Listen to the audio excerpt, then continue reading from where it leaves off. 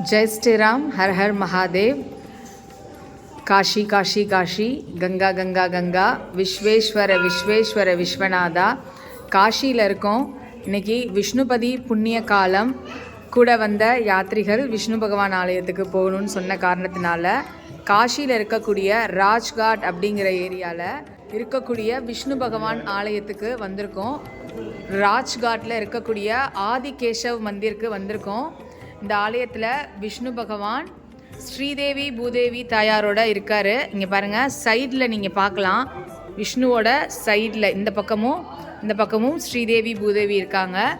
கூடவே துவாதச ஆதித்யர்கள், 12 ஆதித்யர்கள், 12 சூரிய பகவானும் இந்த ஆலயத்தில் உள்ள கேசவ ஆதித்யர், விஷ்ணு ஆதித்யர் அப்படின்ற பேரில் இங்கே ஆதித்யரும் இருக்காங்க.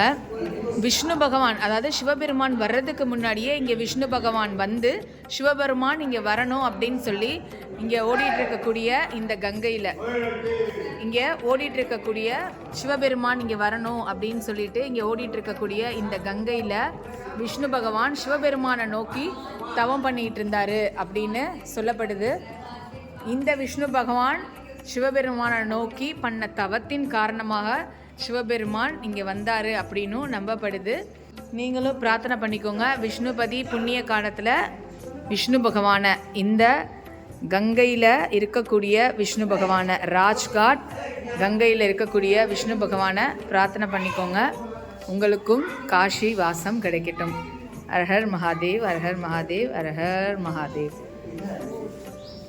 விஷ்ணுபதி புண்ணிய காலம்னு நம்மளுக்கு சொன்னது சார் தான். அம்மா விஷ்ணு கோயிலுக்கு கூட்டிகிட்டு போங்கன்னு. இன்றைக்கி சாரோட அந்த வார்த்தைக்கு நாங்கள் வந்து விஷ்ணுவை வந்து தரிசனம் பண்ணியிருக்கோம். சாருக்கு தான் அந்த கிரெடிட்டு. சார் எப்படி இருக்குது இங்கே வந்து? அருமையாக இருக்குது.